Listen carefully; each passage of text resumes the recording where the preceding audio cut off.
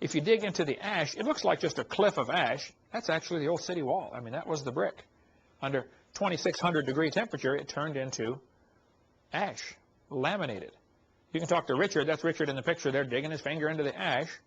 And there's sulfur balls in there. We've got one that apparently is a part of a human bone that was baked. It's in our museum, if you want to see that one out there.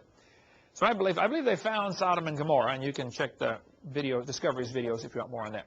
I often get asked, what about the unicorn? The Bible talks about a unicorn. What is it? Well, I don't know, but I'll give you the theories, okay? The Bible says he has the strength of a unicorn, Numbers 23. The strength of a unicorn, Numbers 24. Will the unicorn be willing to serve thee or abide by thy crib? Canst thou bind the unicorn? The Bible's teaching us here, the unicorn is strong. He is unwilling to be a servant. You can't tame him. And nobody ever harnesses him to plow your fields. You just can't do it. He's untamable. Wilt thou trust him because his strength is great? Wilt thou leave thy labor to him, that he'll bring it home? No, he won't. Psalm says he can skip like a calf, and Lebanon and Syrian like a young unicorn. So the animal could skip. And it says in Psalm 92, the horn of a unicorn. This is one of the only references that makes people think the unicorn had one horn, because it says the singular horn of the unicorn. I believe the unicorn is probably more like a one-horned dinosaur. I doubt it's a horse with a horn, but we've all heard that story all our lives, so we're not going to get that out of our system, okay? But if you had an open mind and could look at this, you'd say, man, a lot of dinosaurs had a single horn, a monoclonius, the Rachosaurus. Triceratops had 3, but maybe they're only counting the center one. The other 2 might have been some other projection. I don't know. Anyway, I don't think the unicorn was necessarily a horse with a horn, probably more like a reptile, giant reptile. All right, question. Do wisdom teeth prove evolution? Well, Jack Cawazzo is a dentist from New Jersey. He spoke at our boot camp here last year. Some of you got to hear Jack speak. This book, Buried Alive, is great about the Neanderthals. And wisdom teeth are not proof for evolution. They're actually proof that man used to live longer and grow bigger. Today, 60% of Americans have trouble with their wisdom teeth and have to have them removed or have problems with them. 60%. Many other countries don't have problems with their wisdom teeth because they've got a coarser diet. And because of the rough stuff they chew and hard, raw vegetables and stuff, their wisdom teeth come in when they're 18 or 20 with no problem. Today, we have a softer diet. 60% have trouble. But evolutionists argue that wisdom teeth are proof for evolution, when actually they're proof that man used to be living longer, maturing slower, and growing bigger. If you're getting bigger by the time you're 18 or 20, as your head enlarges, it's time for that last tooth to come in to fill in the back of the jaw. Not proof for evolution. Just proof that man used to live longer. Question. Why are some names missing in the Bible? Well, before we get into the 3 missing names in the genealogy, you need to understand the Bible says be careful about endless genealogies which minister questions, okay? It's pretty tough to follow some of the genealogies. But if you look at the genealogy in Genesis and Matthew and Luke, it gives the genealogy to Christ, or part of the genealogy to Christ in Genesis. Luke, I took it and reversed the order, because instead of saying which was the child of, Luke says which was who was the father of, or, it reverses the order. So I put them in reverse order here. And by the way, the 2 different genealogies after King David are following 2 of David's different sons, one to Mary, one to Joseph. One's the kingly line, one's the priestly line. That's why there's a difference there. But there's a guy in Luke's genealogy who's mentioned here named Canaan. Who was Canaan? Jonathan Sarfati wrote an article about this on the Answers in Genesis website that says this was a mistake. He says this is one of the few copyist errors in the Bible. And I love Jonathan. I've got for what he's doing. But I strongly disagree. And we wrote him a good article saying, well, Jonathan, you're wrong about this one. And did not get a retraction or anything yet. But Canaan is one of 3 names that is in the genealogy, in some genealogies, but not in other genealogies. Why was Canaan added?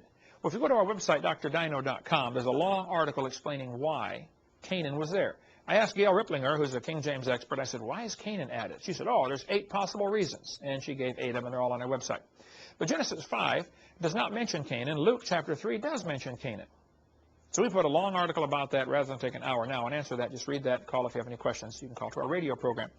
But the Ammonites, it says in Ezekiel 21, their name would be remembered no more. There are some people taken out of the genealogies because they did things that were bad. Their name's going to be remembered no more. Ezekiel 25 talks about that. Thou hast put out their name forever and ever, Psalms chapter 9. The names of the idols out of the land, and they shall no more be remembered. The Bible tells us in Jude that Enoch was the 7th from Adam. So there's no gap there. From Adam to Enoch, there's no gap. And it says Noah, the 8th person. I mean, the Bible gives us clues that tell us we can get pretty close on these genealogies, and I think the chart that we have is correct. Now, there is a little discrepancy over how old Terah was when Abram was born. I'm aware of the discrepancy. Some people say Terah was 70. Some people say Terah was 130. 60-year difference.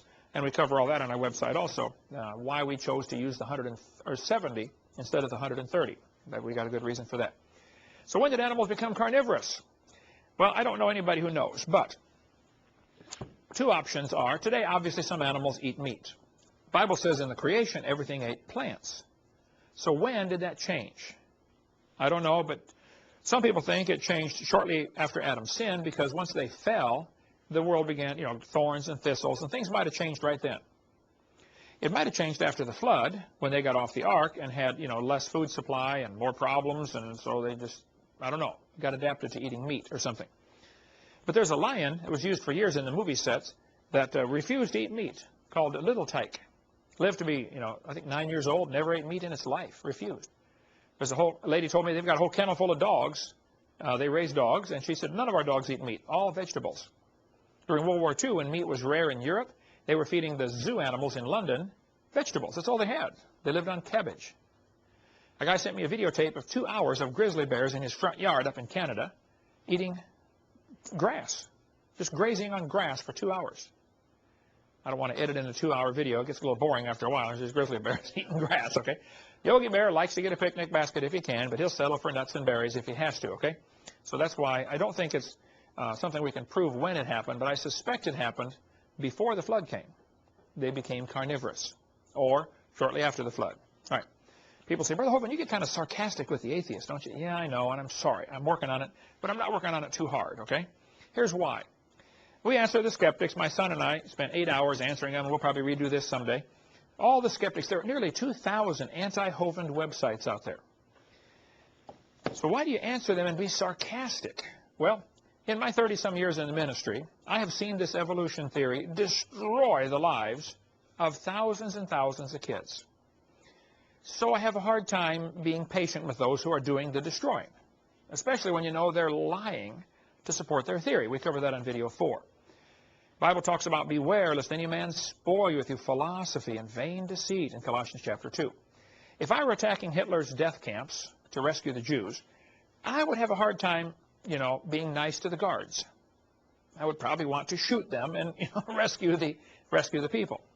And I guess I have a little bit of a hard time when I go into universities. 99 times now I've debated professors, and I have a hard time, look, you're the guy who's lying to these kids, destroying their faith, and I respect them and I'm nice to them as nice as I can, but I do get kind of sarcastic. Here's why. The Bible says, smite a scorner and the simple will beware. Proverbs chapter 19. When a scorner is punished, the simple is made wise. Cast out the scorner, and contention shall go out. In the book of 1 Kings, Elijah mocked the prophets of Baal. By the way, this is where rock music was invented. Come on, Baal, light my fire. He was singing, okay? Some of you old-timers recognize that song. But here's a preacher mocking the false prophets. Oh, you say, that's not very tolerant. That's correct. Not tolerant at all. You're not supposed to be tolerant of false prophets, okay? Jesus called the scribes and Pharisees hypocrites, whited sepulchres, full of dead men's bones and uncleanness. Oh, generation of vipers. He called them a bunch of snakes. You vipers, you're evil. He said you're a bunch of serpents and snakes. I mean, he's not being very tolerant of the other religions, is he? Okay? Jesus said, go tell Herod that fox. You're calling a political leader a fox? Yeah. I've called Bill Clinton and some of our presidents and leaders pretty bad names too, okay? I think you should if they're doing evil. The Bible talks about the stiff-necked, uncircumcised in heart, you full of all subtlety and mischief, you child of the devil, you enemy of righteousness, you pervert. I mean, the Bible's pretty strong, okay? All through the Bible, God calls people fools.